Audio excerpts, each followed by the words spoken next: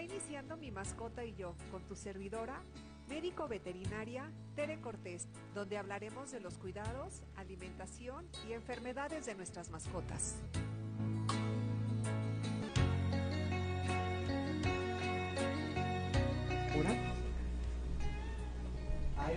Muy buenos días, mis queridos amigos. Les doy la más cordial bienvenida en este 10 de agosto, ya no sé ni en qué día vivo, del 2019. Es un gusto nuevamente estar con ustedes. Bueno, vamos a arrancar entonces con el tema de hoy, que son las úlceras corneales. Vamos a platicar brevemente que la úlcera corneal es lo que está cubriendo el ojo. Es el primer tejido que tenemos en el globo ocular, en el ojito como tal, ¿sale? Y esta córnea va a estar conformada por tres estructuras. La más externa nosotros le llamamos epitelio, que es la primera que se va a dañar, ¿sale? Sin embargo, en casos ya muy graves que no se han atendido o que están ciertas bacterias o inclusive hongos en este tejido, van a causar un mayor problema y ya no solamente va a estar dañado el epitelio, sino el tejido de abajo, a lo que nosotros le llamamos estroma, y también la membrana de Descemet, finalmente, y el mesotelio, que sería la cuarta estructura, pues van a estar dañadas. Entonces, esa es la importancia de poder detectar las úlceras corneales a tiempo y sobre todo saber cuál es su origen, ¿sale? Bueno, primero que nada, siempre que tenemos un problema en el ojo, cuando nosotros como médicos pensamos en una úlcera, tenemos que hacer varias pruebas importantes. Y tenemos que ir paso a paso, tenemos que seguir cierto protocolo para poder tener una buena evaluación del ojo. El ojo es un tejido que a veces necesitamos determinados instrumentos o equipo, aparatos para poder tener un buen estudio del ojo. Yo sé que en muchos casos asisten al veterinario y ven que es un proceso infeccioso y les dan las gotas. Sin embargo, siempre es importante hacer una buena revisión oftalmológica, ¿sale? Bueno. Generalmente cuando nosotros sospechamos que hay una úlcera corneal, lo que nosotros hacemos es un examen del ojo. Comenzamos a ver primero todo lo que es el párpado, las estructuras externas. Aunque nosotros estamos pensando en un problema de córnea, siempre tenemos que iniciar por los párpados. Aquí es algo muy importante porque a mí me ha pasado, por ejemplo, que me habla el propietario y me dice, es que mi perrito, mi gatito tiene un problema en el ojo. Y cuando yo asisto, ya me dice el propietario, es que le veo aquí algo así en el ojito. Ya que lo empiezo a revisar, pues siempre voy a iniciar con el párpado. Nosotros iniciamos con una prueba también que se llama prueba o respuesta de amenaza, que vamos a tapar un ojo y con la otra mano, el ojo que no estamos tapando, vamos a acercar la mano con la finalidad de ver qué respuesta obtenemos. ¿Sale? Hay otra prueba que nosotros realizamos donde dejamos caer un objeto y vemos si el perruno o el gatuno bajan la mirada para ver ese objeto que tiramos. Y en muchos de esos casos, ya me pasó una vez que el propietario medio molesto me dijo, es que lo que tiene el perro es en el ojo, adentro del ojo. Y le explicaba yo precisamente lo que ahorita comentamos, que tenemos que comenzar a estudiar todas las estructuras externas del ojo para poder tener una buena evaluación y un buen diagnóstico. Entonces, por eso es que ustedes ven que a veces, aunque ustedes ya vieron dónde está el daño, nosotros ya sabemos, pues comenzamos a hacer un estudio total, ¿sale? Con la prueba de respuesta de amenaza, que vamos a ver también parte de los reflejos. Les decía también dejamos caer un objeto para ver si el perro lo sigue con la mirada. A veces los dejamos caminar también para ver si tienen vista al 100%. Ponemos objetos en el camino para ver si ellos los pueden esquivar y poder tener una buena evaluación de la visión, ¿sale? Entonces también vamos a estudiar los párpados, tanto los superficiales, los inferiores como los superiores, las comisuras, la lateral, por ejemplo, que sería la que está en la parte externa, la media, que es donde tenemos la nariz. Tenemos que comenzar a ver todas esas estructuras, los bordes, tanto el superior como el inferior. Tenemos que ver las pestañas, eso es algo muy importante. Y aquí también algo que a veces algunos médicos lo acostumbran es poner un anestésico, pero hasta ese momento no podemos o no debemos de poner absolutamente ningún anestésico, ni local ni sistémico, que sea inyectado, por ejemplo, porque necesitamos evaluar adecuadamente al paciente. Si yo ya metí un anestésico, obviamente el dolor no lo voy a poder evaluar de forma adecuada. Entonces eso sí es bien importante, ¿sale? Tenemos que evaluar la membrana nictitante o el tercer párpado que hablábamos la semana pasada de lo que era la protrucción de la glándula nictitante, que es una estructura que está precisamente en el tercer párpado. Hablábamos que es una membrana que tenemos en lo que es la parte media del ojo, que la parte media es donde tenemos la nariz. Los que hemos sido observadores, de repente vemos que hay una membranita, una telita de color carne, de color rosita. Ese es el famoso tercer párpado. Y lo tenemos que evaluar también, tenemos que hacer una buena evaluación de ese párpado. ¿Sale? Bueno, tenemos que evaluar la sensibilidad, si hay dolor, por ejemplo. Inclusive hay una prueba también, esa se las menciono, donde nosotros apretamos los ojitos para ver si hay dolor, para ver si se puede sumir ese ojito, porque ellos tienen una característica anatómica, los perros, por eso es que nosotros podemos apretar los ojitos y vemos o sentimos cómo se sumerge un poco, a diferencia de nosotros los humanos, y eso es básicamente por las estructuras de hueso que tenemos. Anatómicamente somos muy diferentes humanos y perros, ¿sale? Hacemos un examen de la córnea, pero ya auxiliándonos con algunos aparatos como sería una lupa, algo que a nosotros nos magnifique la imagen o las haga más grande, porque hay úlceras que se ven a simple vista, hay daños a nivel corneal, por ejemplo, que necesitamos magnificar la imagen. Para eso hay equipos especiales que nos van a ayudar a tener esta evaluación adecuada de esa córnea, ¿sale? También necesitamos luz. Esto lo conocemos como lámpara en hendidura, ¿sale? Entonces son aparatos especiales que se utilizan en oftalmología para poder tener una buena apreciación del ojo, de esa córnea, ¿sale? Y en algunos casos vamos a realizar unos test o pruebas diagnósticas. Una que también hablábamos la vez pasada, hace 8 días, de la prueba de Schirmer 1, y a veces en algunos casos realizamos la 2, pero generalmente se realiza la 1, que les comentaba yo que era una tirita. Desgraciadamente no tenemos imágenes, es lo que yo quería que se viera. Es una tirita pequeña, delgada, que tiene una muesca donde nosotros la podemos doblar. Y esa muesca la vamos a meter en la parte interna del ojito. De ahí se va a detener como si fuera un clip. Ahí se va a detener en el párpado inferior. ¿Qué es lo que va a pasar? Que este papel va a comenzar a absorber esa lágrima que se está produciendo. Y esa tirita, ese papelito, esa tira reactiva va a tener ahí unas marcas, ¿sale? De manera que nos va a ayudar a cuantificar la producción de lágrima, ¿sale? Para ver si se está produciendo la cantidad de lágrima adecuada o tenemos una disminución, o bien también podemos tener lo contrario, que esté aumentada la producción de lágrimas, ¿sale? Ahora, estas tiritas es muy importante que cuando nosotros las manipulemos no tengamos grasa en las manos o algunos otros componentes. Por ejemplo, las grasas que van a hacer que esta tirita va a absorber tanto lágrima como grasa y todo lo que nosotros tenemos en las manos. Pero ¿qué pasa si nosotros nos pusimos crema en las manos, manipulamos esa tira?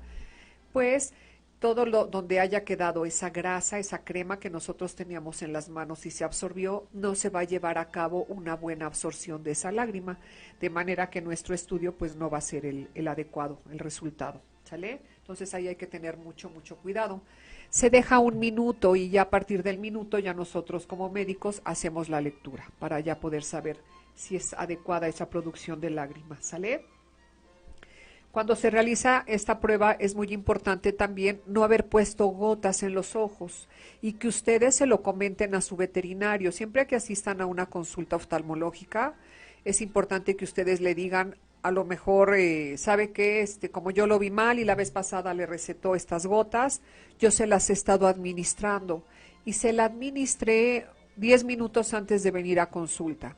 Eso es muy importante que ustedes se lo hagan saber, porque obviamente cuando nosotros ponemos una gota estamos aumentando la cantidad de líquido en ese ojo, de manera que si ustedes no le avisan y el médico hace esta prueba de Schirmer, pues realmente el resultado no va a ser el adecuado, porque pues va a salir que está aumentada la lágrima, pero realmente no es que la lágrima esté aumentada, es que tenemos gotas en los ojos, ¿sale? Entonces eso es muy importante no omitirlo. Ahora bien, ay, perdona, ando con mi alergia el día de hoy, de hecho me oigo muy mormada, creo, pero bueno. En algunos casos también hacemos otro test u otra prueba que le llamamos prueba de fluoresceína. Este es un colorante, a veces vienen unas tiritas que nosotros tenemos que poner la tirita que esté en contacto con el ojo y le ponemos ahí unas gotas de solución salina y la fluoresceína, que es el colorante, va a quedar en contacto con el ojito, con la córnea, y donde esté la úlcera corneal se va a teñir de verde. Entonces, de esta manera nosotros con esta prueba vamos a saber si hay una úlcera corneal o no, ¿sale? ¿Qué vamos a hacer también? Vamos a medir el pH también con tiras reactivas, eso es algo muy importante, hacer la medición de pH.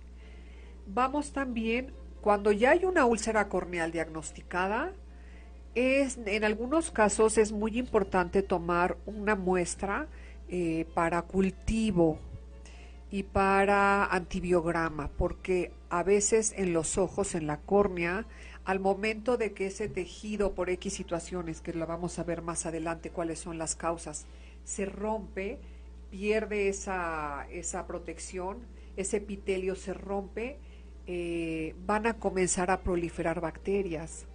Entonces estas bacterias nos van a causar una infección y a veces son bacterias agresivas. A veces llegan hongos también, por ejemplo en los perros hay úlceras corneales contaminadas por hongos. En los caballos las úlceras corneales es muy común que estén involucrados los hongos. Entonces en algunos casos, o cuando es una úlcera que está avanzando, una úlcera corneal que está avanzando rápidamente, hay que hacer un cultivo, ¿sale? Y un antibiograma para ver cuál es el antibiótico que nosotros debemos de emplear para eliminar estas bacterias, ¿sale? Estas son las pruebas a grosso modo que se recomiendan hacer cuando nosotros como médicos sospechamos de una úlcera corneal, ¿sale? Hay otras estructuras en los ojos más internas que necesitamos ya otro tipo de aparatos, inclusive hacer ultrasonido y todo para poderlas evaluar. Pero ahorita yo únicamente me estoy refiriendo a la córnea, ¿sale? Una de las más comunes es cuando el párpado está, digamos, más grande de lo normal y produce un problema que se llama entropión. ¿Qué pasa? Esto sucede mucho, por ejemplo, en el Shar-Pei. Todos ubicamos esos perros arrugaditos, arrugaditos que hace años se pusieron de moda. Pues esa es una raza, por ejemplo, que tiene una predisposición genética por esas propias arrugas a tener entropión. ¿Qué es esto? El párpado está, pues como está arrugadito, está grande, se voltea el párpado hacia adentro y las pestañas están rozando la córnea. La rozan una y otra vez y ese roce constante pues va lastimando, lastimando, lastimando esa córnea hasta que finalmente se produce la úlcera corneal, ¿sale? ¿Qué otra raza es predisponente a este problema? Están, por ejemplo, el bulldog, también es una raza donde se da este problema de forma frecuente. Me han tocado akitas, por ejemplo, me han tocado los que nosotros le llamamos molosos, que son perros de cabeza grande y que tienen arrugas, por ejemplo el mastín también, hay cierto problema con ellos. Todo lo que implique tener arrugas en la carita, tanto en la parte superior o inferior, pero también esto se puede dar en la nariz. Si tienen pliegues, por ejemplo, en la nariz, y ese pliegue, esa arruguita de piel bota los pelitos hacia adentro, vamos a tener una úlcera corneal. No es propiamente el párpado, pero a fin de cuentas, por ese mismo pliegue, se están metiendo pelos en lo que es el ojo y están lacerando constantemente esa córnea, ¿sale? Ahora, ¿qué sucede en estos casos? Generalmente se presenta a temprana edad en muchos de los casos. Hace años, algunos médicos lo que hacían era operar a los cachorros, pero ¿qué sucede? Que los cachorros están en crecimiento, en desarrollo, y van cambiando mucho. Entonces, a veces de repente se realizaba la cirugía y pues quedaban bien, y con el tiempo pues resultaba que ya había que corregirlo nuevamente, había que realizar otro procedimiento quirúrgico, porque es la única forma en la que se puede solucionar el problema de entropión, no hay otro. Entonces, ¿qué es lo que se hace en la actualidad? Si un cachorro presenta este problema, lo que se hace es poner unos puntos de sutura donde se está produciendo el problema. Se utiliza mucho el nylon y se dejan ahí por meses, inclusive en algunos casos, hasta que el cachorro termine su desarrollo, ¿sale? Ese punto va a hacer que el párpado se abra y que ya no esté invertido, no vaya hacia adentro y las pestañas o el pelo estén lastimando la córnea, entonces ya lo mantiene en su posición adecuada. ¿Qué es lo que sucede cuando el bodoque termina su desarrollo? Entonces sí ya se quitan estos puntos que se pusieron de forma temporal y se hace una nueva evaluación del ojo para ver si se requiere la cirugía, ¿sale?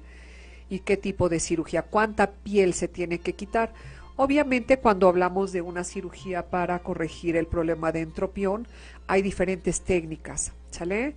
Y nuevamente puede ser hacia el párpado superior, inferior, hacia arriba, hacia abajo, derecho o izquierdo, ¿sale? A veces hay que hacer correcciones leves y hay otros casos donde realmente el problema es grave, entonces hay que hacer una cirugía más amplia utilizando determinadas técnicas. Bueno, otro problema, por ejemplo, que nos causa úlcera corneal es cuando tenemos triquiasis o distiquias, le llamamos o cilios ectópicos. ¿Qué significa esto? Que tenemos por ahí unos pelitos o unas pestañitas que están en un lugar inadecuado, por ahí crecieron y esos pelitos van a tener contacto directamente con la córnea. Generalmente cuando tenemos estos problemas, las córneas las tenemos o en la parte superior o en la parte inferior, que es donde está precisamente el párpado. Si esos pelitos están hacia adentro es donde van a estar lastimando esa córnea, ¿sale? Entonces hay que hacer una buena evaluación de los párpados. Vuelvo a lo mismo, ¿por qué a veces iniciamos con los párpados? Porque a veces el propietario se molesta, es que yo vengo por la córnea y la doctora está perdiendo el tiempo checando los párpados, si los párpados están bien. No es que perdamos el tiempo, es que tenemos que hacer una evaluación completa y correcta, porque yo puedo detectar la córnea haciendo una tinción de fluoresceína rápidamente y decir si tiene la córnea, perdón, detectar la úlcera, puedo hacer la tinción de fluoresceína y decirle, pues sí, efectivamente tiene una úlcera corneal, vamos a darle el tratamiento. Pero si yo no hice una evaluación de ese párpado y hay cilios ectópicos, ¿se va a curar?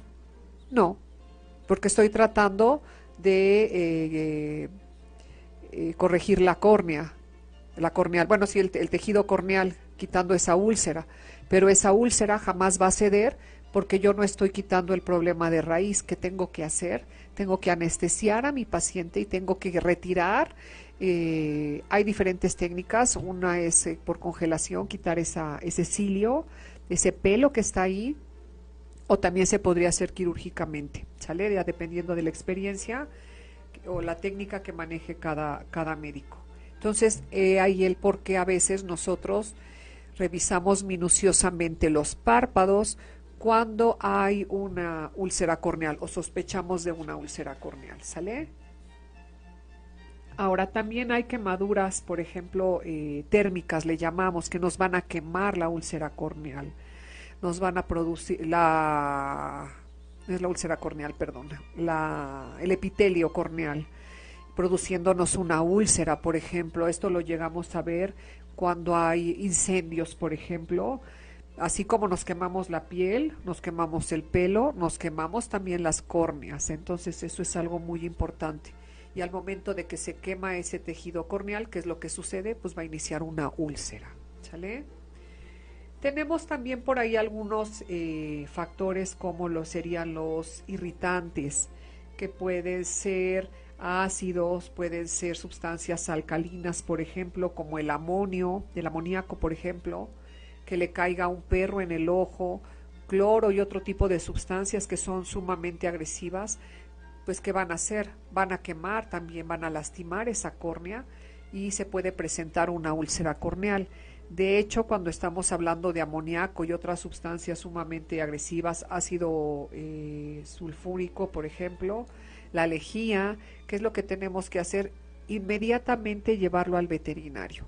Esa es una emergencia, ¿sale? No podemos esperar a que mañana abran, a que llegue la quincena, a que X situación. Eso tiene que ser atendido de emergencia, ¿sale? Al igual que una quemadura en la córnea por incendio, que es lo que hablábamos anteriormente, ¿sale? ¿Qué me puede producir también una úlcera corneal? Un trauma, un traumatismo, por ejemplo, un gato, un rasguño. De hecho, si llega a pasar, no es algo que suceda con mucha frecuencia. Los perros por reflejo van a parpadear o van a retirar la cara, son rápidos, entonces no es tan sencillo. Y aparte no son tan tontos para enfrentar a un gato de frente, ¿sale? Generalmente se ven y van midiendo fuerzas y eso les ayuda mucho, ¿sí? Hay algunas enfermedades también inmunomediadas que nos pueden producir úlceras corneales.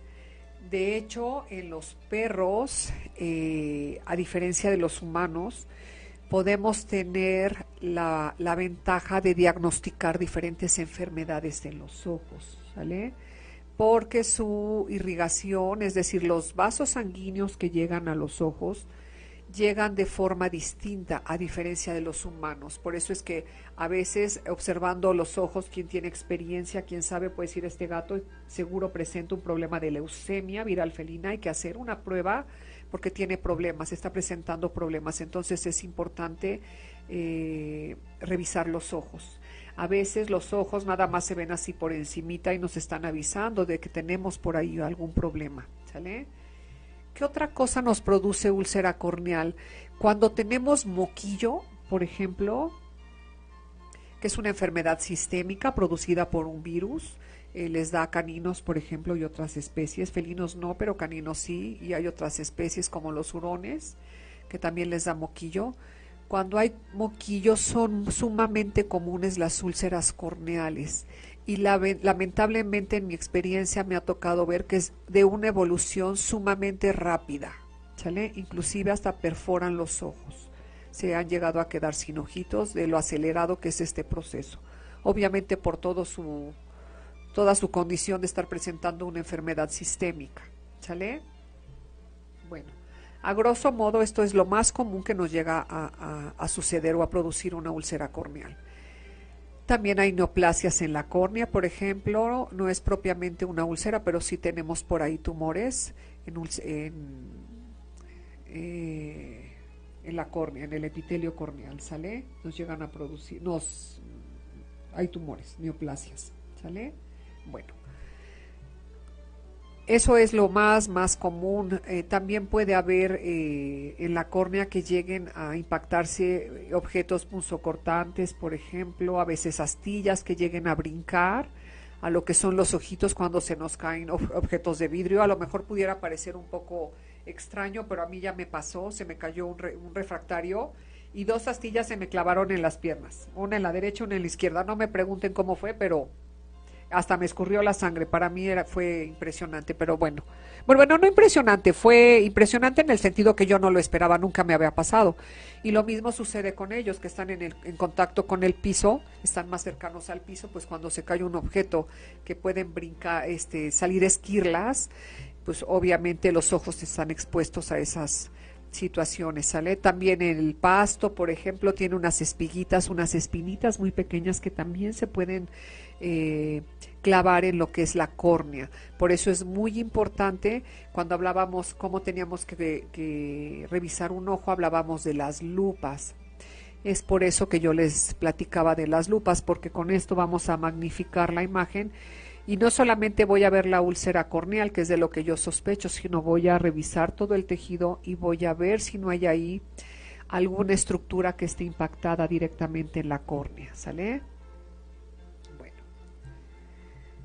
Ahora vamos a hablar las dos clasificaciones o comúnmente que se hacen a las úlceras corneales, porque realmente hay otra, por ejemplo. Pero las más comunes sería una úlcera corneal simple. Cuando yo hablo de una úlcera corneal simple, hablo únicamente cuando está involucrada la primera capa o el primer tejido de la córnea, que sería el tejido epitelial, ¿sale? Es el más superficial y únicamente está involucrado ese tejido, el epitelio. Entonces, generalmente, si se atienden a tiempo, van a tener una muy buena evolución, ¿sale? Aquí yo les recomiendo siempre yo sé que hay muchas personas que tratan de automedicarse a veces por ahorrarse una consulta, pero aquí lo que les platicaba la vez pasada puede ser contraproducente.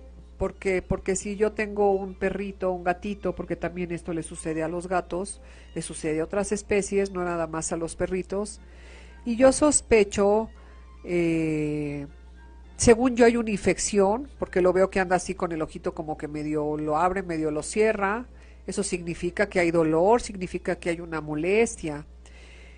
Y la vez pasada presentó aquí una secreción verdosa o amarillenta y mi veterinario me dio X medicamento.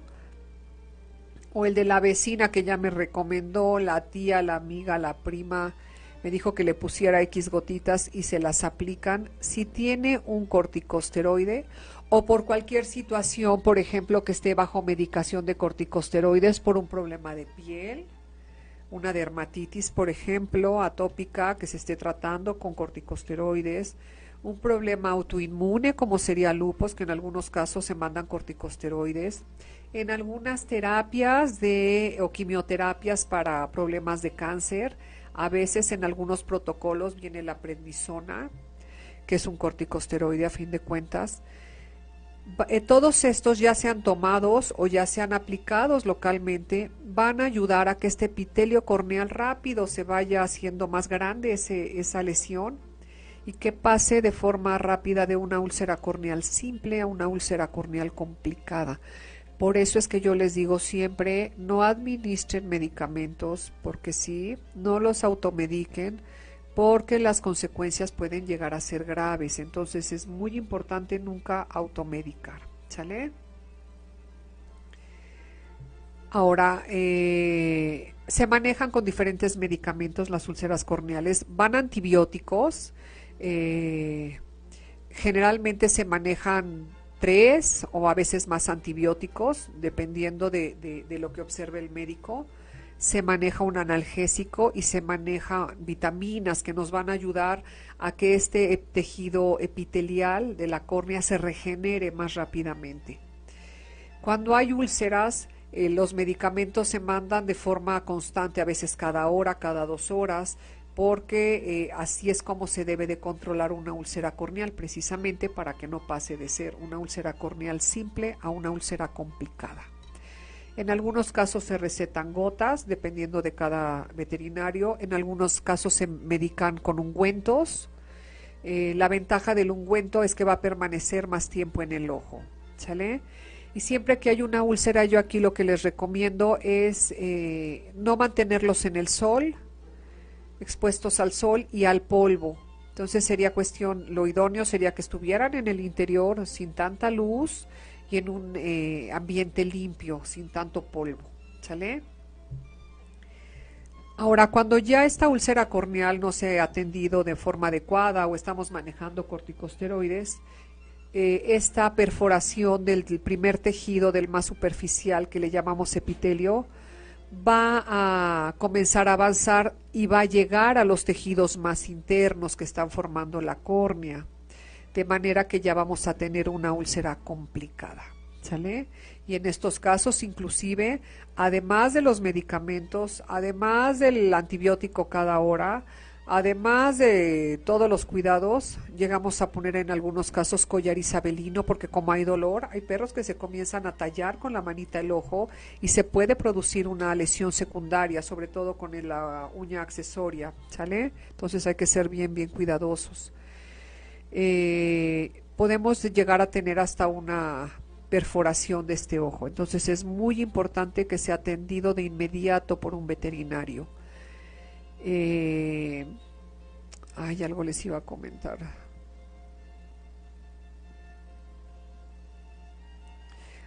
Hay unos kits, tanto para úlcera corneal simple como para úlcera corneal complicada. A mí en lo particular me gustan mucho, son de un laboratorio que se llama Sangar, que es un laboratorio que hace productos para mascotas. Son muy buenos, yo los recomiendo mucho y tenemos esos dos tipos de kits que nos van a ayudar. Ya viene todo ahí completo, ¿sale? Pero les digo, cada médico, a lo mejor ustedes me dicen, es que mi perrito tuvo úlcera corneal y mi médico le mandó otros medicamentos. Cada quien va a mandar lo que le funcione en base a su experiencia también. Bueno, hay otro tipo de úlcera que ya no es el más común, que se conoce como úlcera indolente. También se va a diagnosticar de la misma manera y este en particular requiere un tratamiento más específico, ¿sale?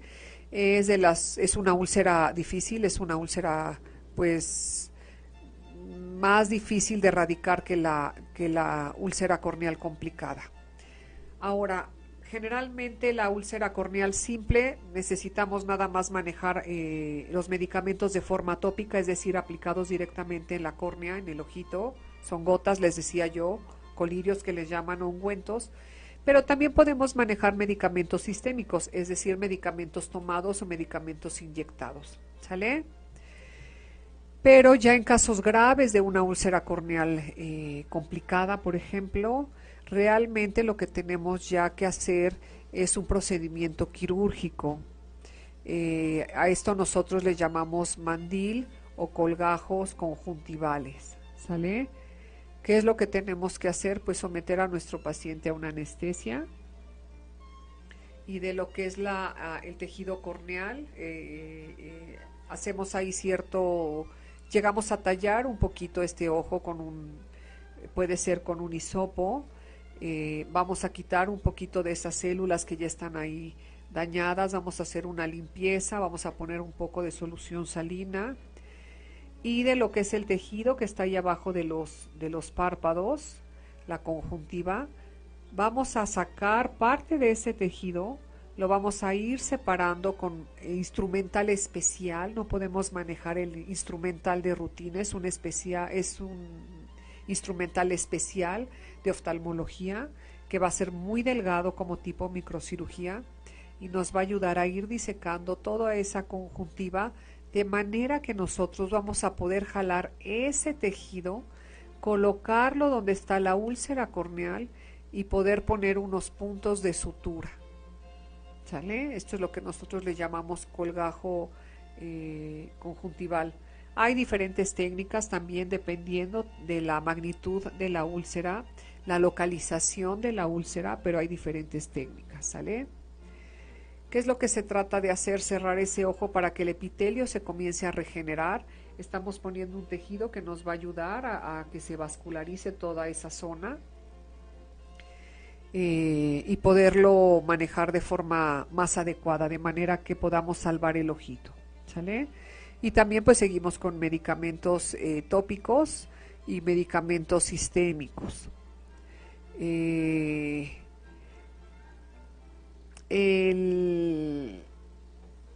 Las perforaciones a nivel de ojo, les tenía una imagen ahí muy buena, esa ya es una emergencia también, entonces es importante que si ustedes ven algo extraño en el ojo y su bodoque tiene una úlcera corneal, inmediatamente lo lleven. Hay que ver si ese ojo ya se perforó y si se puede hacer algo por este ojo, ¿sale?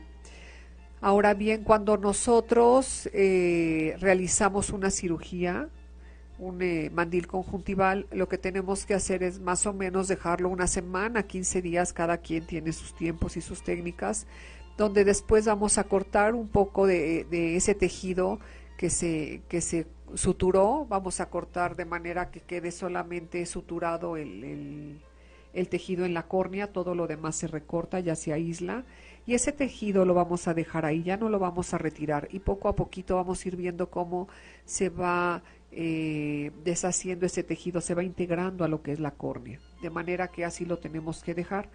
Ahora bien, en algunos casos cuando tenemos úlceras corneales, por ejemplo, graves, secundarias o úlceras corneales complicadas, llegamos a tener lo que le llamamos una cicatriz.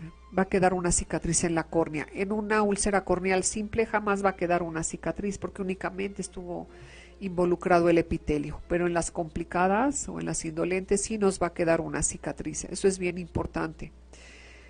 Casos muy graves, a lo mejor el bodoque no queda con una visión al 100%, ya que se corrige el problema de la córnea. Sin embargo, pues va a tener una buena visión, no al 100%, pero va a tener una buena visión. ¿Sale? Ahorita se me vino a la mente un pacientito y es una raza muy, muy común que presenta este problema, es el pug. El pug tiene una predisposición genética brutal a tener problemas de úlcera corneal y problema de ojo seco. Aquí hay algo muy importante que siempre lo menciono. Si yo tengo un perrito que ya presentó este problema en ambos ojos y luego hay unos que lo presentan arriba y abajo, por ejemplo, cuando hablo de entropión, que hablábamos de los párpados que tienen más piel de la adecuada y se tienen invertidos los párpados hacia adentro y comienzan a producir una úlcera corneal, que es lo del tema de hoy. Ya si mi perro presenta un problema de entropión, lo recomendable es ya no reproducirlo. ¿Por qué? Porque lo va a transmitir genéticamente a su descendencia. Entonces lo mejor es ahí cerrar la fábrica, ¿sale? Siendo honestos, para aquellos que se dedican a la reproducción, pues finalmente es un defecto, entonces es un perro o perrita que ya no es candidata a seguirla reproduciendo, ¿sale?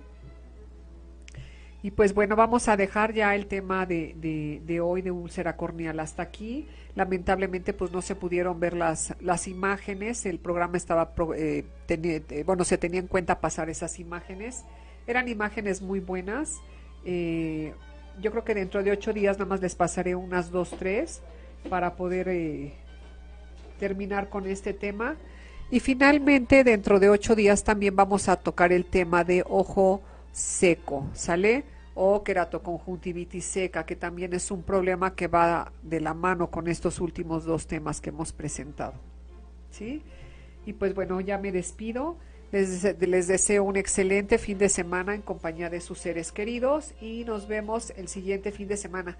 Y también para quienes tengan gato, esta semana fue el Día Mundial del Gato, creo que fue el 8 de agosto. No es cierto, no fue mundial. En México fue el Día del Gato, corrijo, porque se supone que en diferentes países lo manejan en distinto día. Y abordando este tema rápido del gato, me gustaría aclarar que yo espero que cada día, al menos en México, se nos vayan quitando todos esos tabús en contra de los gatos, que nos hacen daño para un montón de enfermedades y que si son negros los relacionamos con mala suerte, o los relacionamos con una infinidad de cosas que son animales del diablo. Yo espero que esas mentalidades arcaicas pues ya poco a poquito se vayan terminando, se vayan extinguiendo, porque no es posible que en este mundo sigamos todavía con todos esos mitos.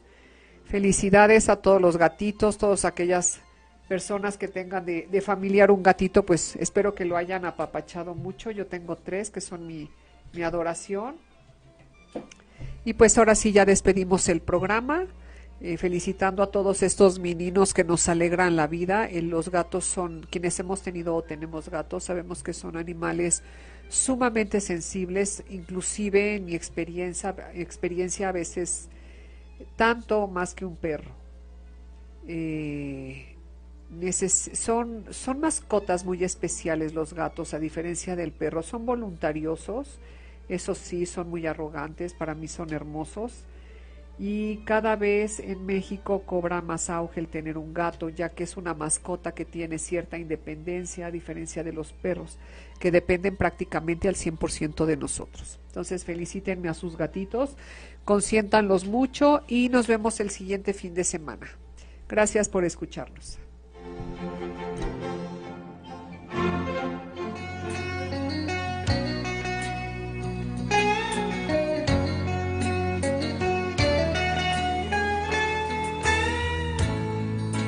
Recuerda que tienes una cita.